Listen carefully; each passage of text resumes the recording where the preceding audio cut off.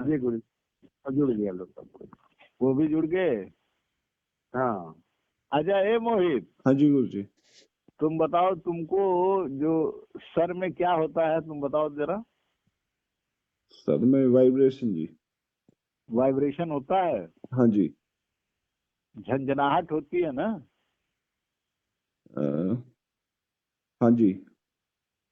एकदम जैसे लग रहा है कि पूरा जो है सर में, मतलब एकदम चारों तरफ कंपन हो रहा है, वाइब्रेशन हो रहा है, हाँ जी। और उसमें एक कोई आवाज मिल रही है, ठीक है। हाँ जी। और वो उसी समय होता है जब आप ध्यान में बैठते हो। ध्यान के समय या फिर किसी चीज में ध्यान लगाता हूँ या सुनता हूँ उसे, तो भी महसूस होता है ये। जब जब भी आप मौन में चले जाते हो ध्यान रहता, तो वो एकदम आपको सुनाई देने लगता है। हाँ जी। सुन रहे हैं राय साहब?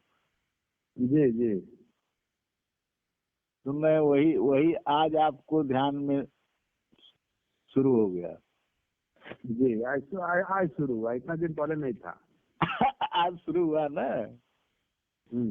आज जो और है, कंटिन्यूअस रहा। और 7वें महीने में आपको ये शुरू हुआ है, हैं? कबीर साहब तो कहते हैं 6वें महीने में है। कोई कबीर साहब कहते हैं 6 महीने कोई 3-3 घंटे ध्यान करे तो 6वें मास दरस नहीं पाए। वो तो दरस की, प्रकाशय की बात करते हैं कबीर साहब। जी कबीर साहब की दोहे में है कि, और सदाफल देव जी भी लिखते हैं अपने स्वर वेद में, वो भी 6 महीने की बात करते हैं। और आपको, आप रेगुलर रहे, मान लीजिए ठीक है, 6.5 महीने है। जी जी 6.5 महीने में आपको वो झंझनाहट मतलब वो शुरू हो गई। अब हो गई मतलब बीच में तो आपको आवाज आई, आप सोचे कि बाहर की आवाज है, वो अंदर की आवाज थी, लेकिन आपको ऐसा महसूस हो रहा था। बॉम्बे में भी आप बताए मुझे। हाँ, लेकिन मेरे को उस पर जो अब की बार आई है वो मेरे को जो है नेचुरल था। ये आपका नेचुरल लगा, ठीक। सुन लिया मोहित? हाँ जी गुरु जी। हाँ देखो, नियमित रहने का यही फायदा होता है। नियमित रहोगे तो तुम्हारी और सुरीली हो जाएगी। जी। सुनो, तुम तो जानते हो ना, नोएडा में जो है, वो क्या नाम है यार, वो अमित के पिताजी का? हरवीर। हरवीर। हाँ, हरवीर सिंह को नाद नहीं सुनाई दे रहा था कि 1 हफ्ता तो उनका नाद हो गया ना। हाँ जी। अंकित का नाद हुआ। हाँ जी। और किनका हुआ? और अमित। अमित का, हाँ, अमित को भी नाद मिला। भीमा को भी मिला जी। किसको? भीमा। किसको? हाँ, भीमा। भीमा भूल रहे थे, देखो यही कह रहे थे कि राय साहब को कह रहे थे कि हाँ, भीमा भीमा भीमा, समझे आप? भीमा को भी ऐसे ही मिला था राय साहब। जी जी 7वें महीने में, 6 महीने के बाद उसको भी मिला। पहलवान है वो भी, अब भटक गया। वो अपना पहलवानी का वीडियो अपना लॉन्च करता है, बहुत अच्छा है। उसकी उसकी जो है बिल्कुल मास्टर चंदगी राम जैसी उसकी जो है शरीर है, ठीक है जी और बहुत ही है पहलवान टाइप का।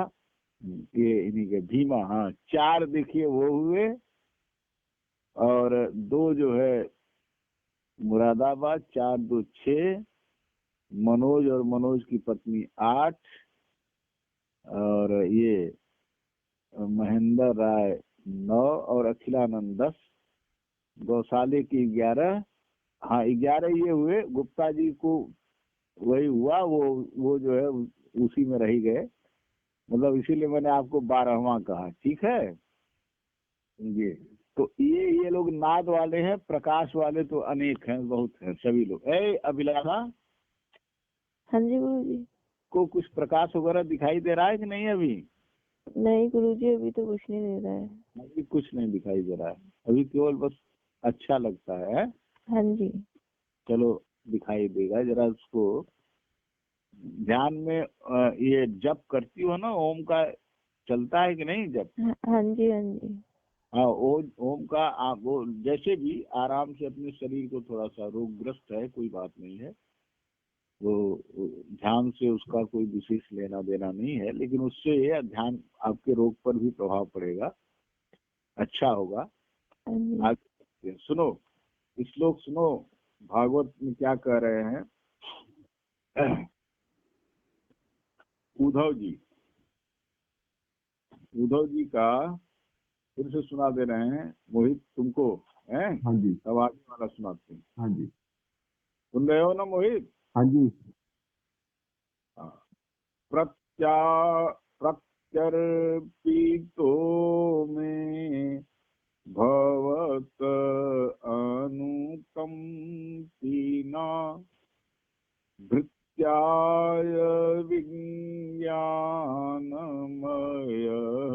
प्रदीपः हित्वा कृतज्ञः तव पादमूलम्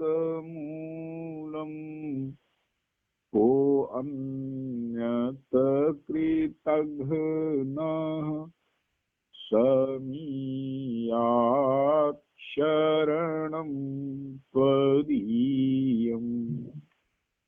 ठीक है, तुम अर्थ तुम लोग मोहित सुन लो, तुम और वो अभिलाषा।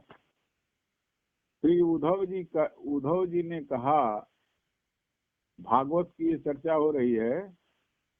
श्री उद्धव जी भगवान श्री कृष्ण से कह रहे हैं, हे भगवान, आपकी मोहिनी माया ने मेरा ज्ञान दीपक किया था, परंतु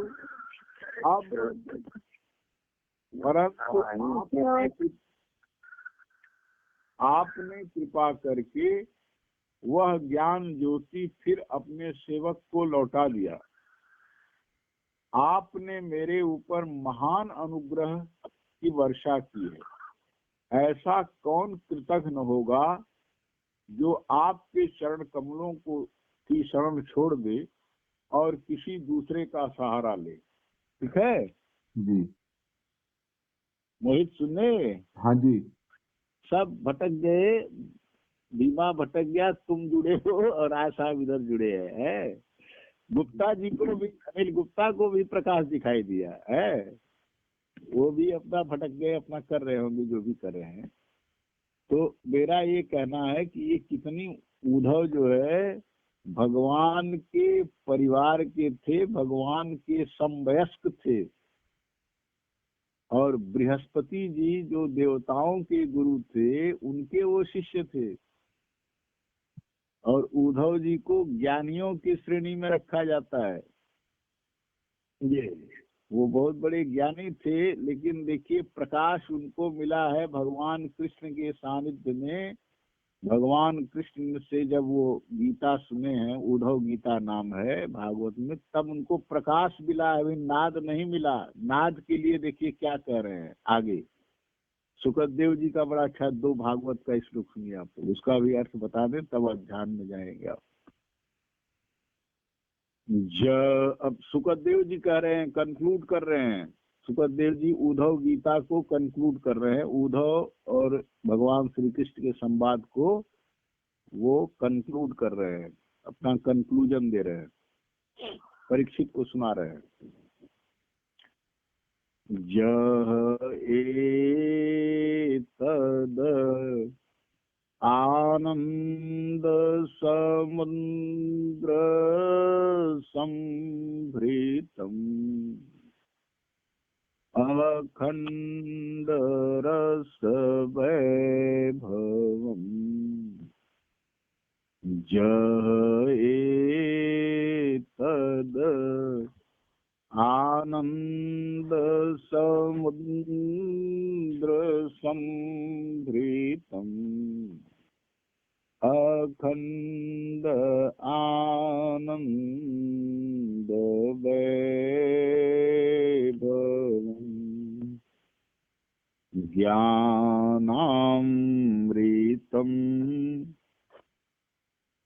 ज्ञानामृतम् उद्धवाय भागवताय भाषितम् कृष्णेन योगेश्वर शंकरादिसेविता अंगघृणा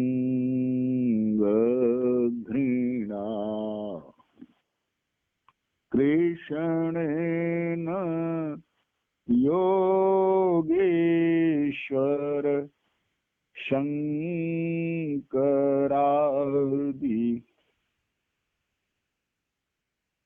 सेविता अंगघृणा सदसंधया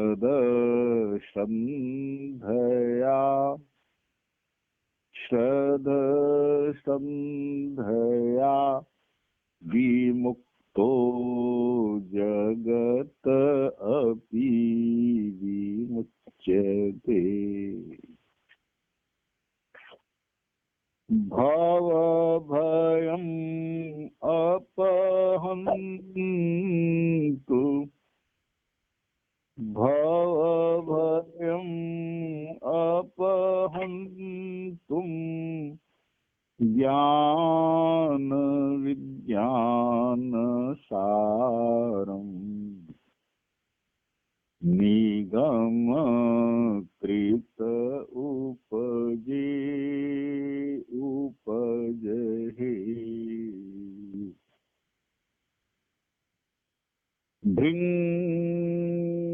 भृंगवत वेदसारम्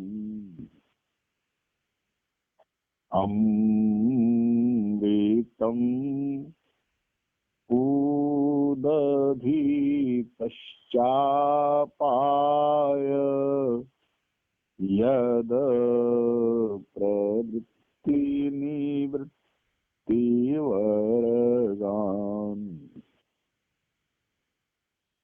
पुरुषं ऋषभम् आद्यं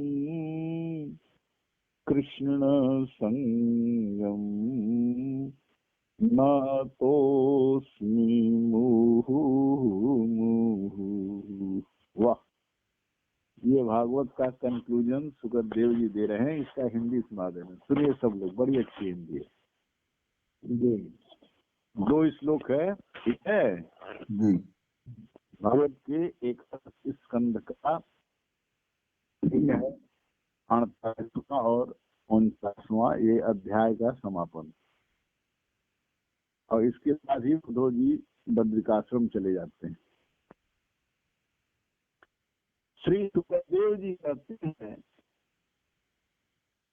श्री सुखदेव जी कहते हैं, हे परीक्षित,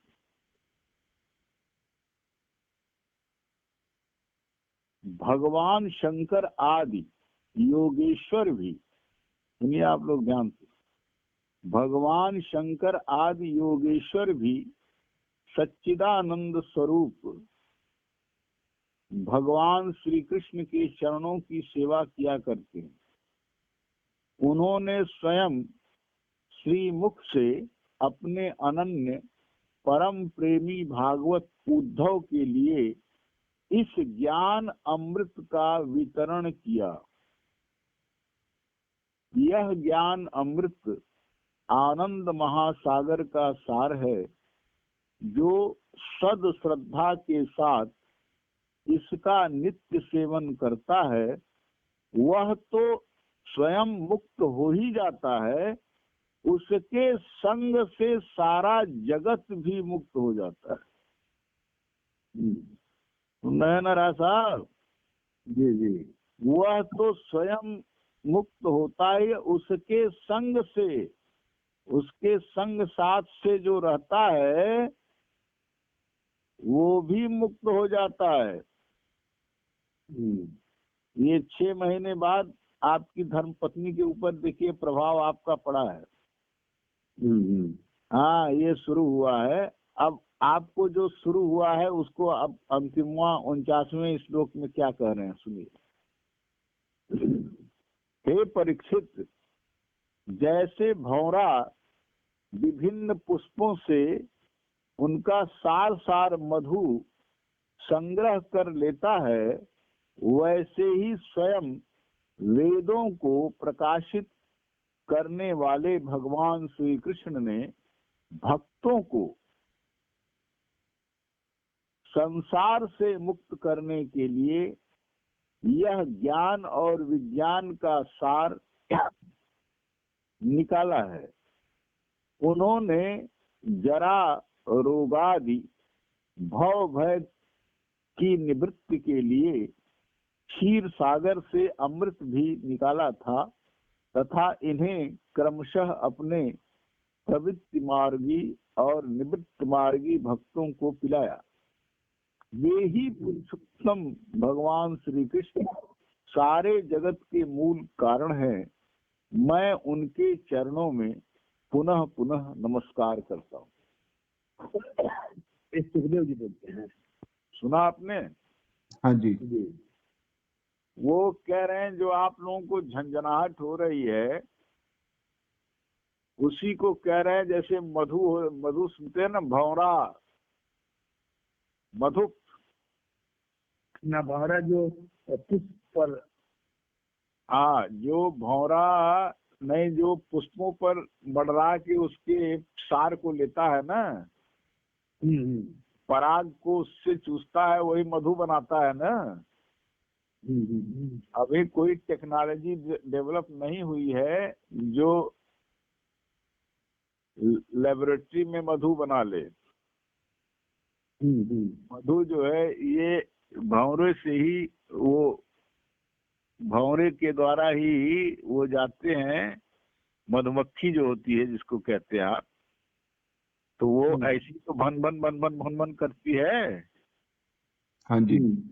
जो आप लोगों के सर में भनभना रहा है, झंझना रहा है, वो मधुमक्खी का है जी।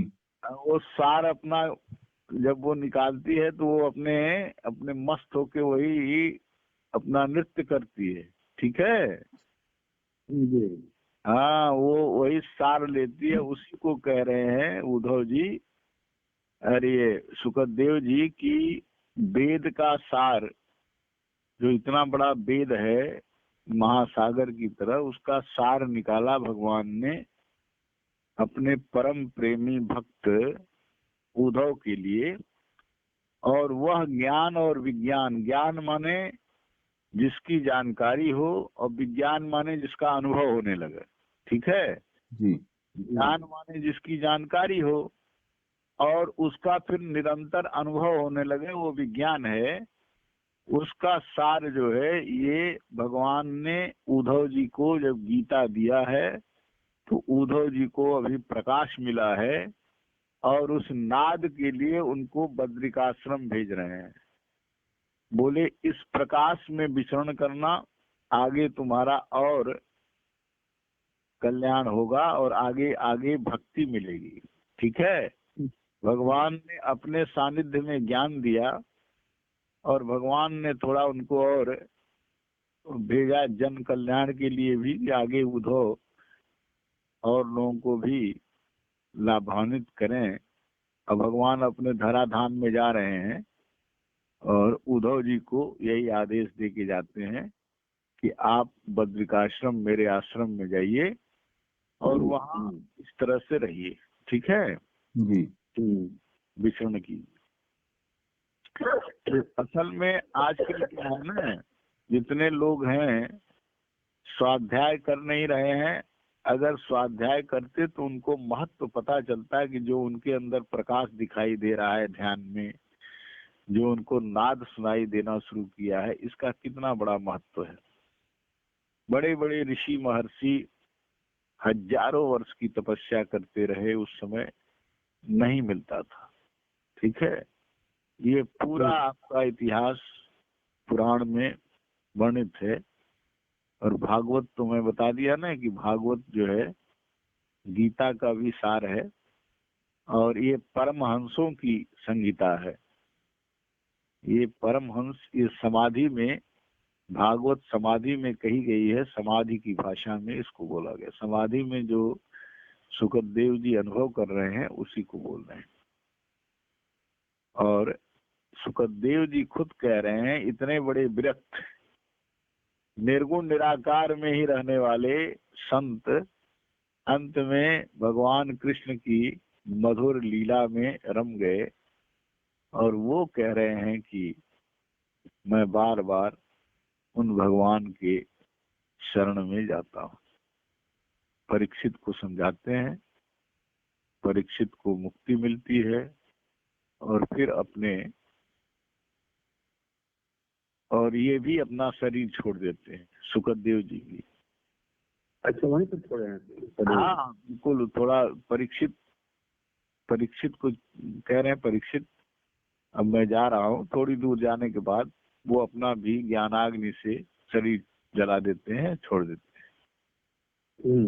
तो मतलब ये सुखदेव जी ने केवल आज एक परीक्षित को ज्ञान दिया, और वो व्यास जी ने वर्णित किया भगवत पुराण में।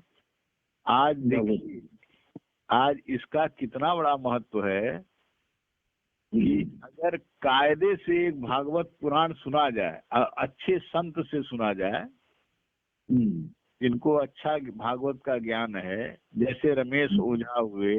रमेश ओझा बहुत अच्छा बोलते हैं, ठीक है। रमेश ओझा को भागवत का ज्ञान अच्छा है।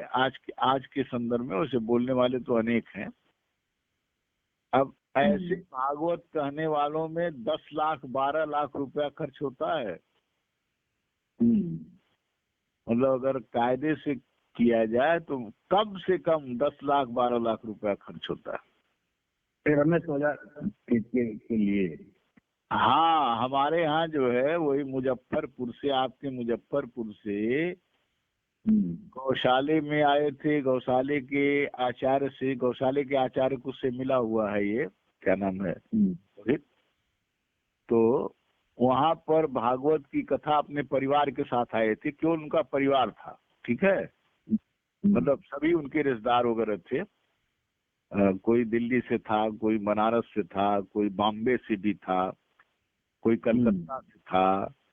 तो उनके सब करीब हम समझते हैं कि 25-30 लोग रहे होंगे। तो उन्होंने 7 दिन रहे। हाँ 7 दिन, 8वें दिन भंडारा करके सब गए हैं। तो 7 दिन अपना एक घंटा, अरे हाँ 1 घंटा का, हाँ 2-2.5 घंटा, क्योंकि ठंड का दिन था, 2-2.5 घंटा अपना भागवत की कथा सुनते थे। और वो आचार्य जी केवल भागवत का पाठ शुरू करते थे, वही करते भी थे। 2.5 घंटे में, यानी कि 7 दिन में 7 गुना 14, मतलब हाँ। तो वो भागवत बहुत बड़ा कथा है, सब नहीं हुआ होगा। कोई सवाल नहीं है। आजकल कोई, चाहे रमेश ओझा भी क्यों न हो, कोई भागवत 7 दिन में सुना ही नहीं सकता। इसलिए तो मैं बोलता हूँ, यानी कि मुख्य पकड़े होंगे, मुख्य बस मुख्य अवतार की कर देते हैं। थोड़ा सा जो रसिक होते हैं, जैसे भागवत, उनको रमेश ओझा मतलब ये गोपी गीत, गोपियों पर बड़ा बोलते हैं, रासलीला पर। हाँ, रासलीला सुना देते होंगे, भगवान का कुछ जन्म वगैरह कुछ होगा। भागवत के सम्राट जो है माने गए हैं, ये क्या नाम है, डोंगरे जी महाराज थे, आपके महाराष्ट्र के रामकृष्ण डोंगरे जी। उसके बाद करपात्री जी माने गए हैं। करपात्री जी बहुत अच्छी भागवत, जब भागवत सुनाते थे तो करपात्री जी केवल गोपियों की रासलीला सुनाते थे। और वो बहुत अच्छा, बहुत विद्वान थे। करपात्री जी के ये शिष्य हैं जो गौशाले के इंचार्ज हैं। तो हाँ, इनकी भी वाणी मधुर है, लेकिन अब भागवत 7 दिन में कोई सुना नहीं सकता, सवाल नहीं है। तो महीनों लग जाए। ये ज्यादा रामचरितमानस पर चले आते हैं, भागवत कहते कहते भगवान राम से जोड़ते हैं, और अच्छा ये भी कहते हैं, लेकिन 7 दिन में कोई सवाल नहीं है। तो बता रहे थे, मैंने पूछा कि भाई इन लोगों के कितने बेचारे यहाँ बड़े मस्त थे, बहुत अच्छे ढंग से सबका बहुत अच्छा भंडारा किए और ये सब किए। तो बताए कि 3 लाख रुपया इनका खर्च हुआ। मिनिमम जो है बेचारे अपने अपने परिवार के साथ आए हुए हैं और इस तरह से भागवत की कथा सुनने में 3 लाख। अब एक मान्यता है ना कि भागवत सुन लेंगे तो मुक्ति मिल जाएगी। भागवत सुनने से खाली मुक्ति मिल जाती है क्या? अब भाई है उसमें जो है, अब ये लोग लगे हुए हैं। कहने का मेरा तात्पर्य है कि सुखदेव जी ने केवल परीक्षित को मुक्त कर दिया भागवत सुनाते सुनाते। आज भागवत जो है जनमानस में पूरा का पूरा जो है वो प्रसिद्ध हो गया है। ठीक है, ये भागवत का वो है। चलिए अब आप लोग ध्यान में आ जाइए। अब ध्यान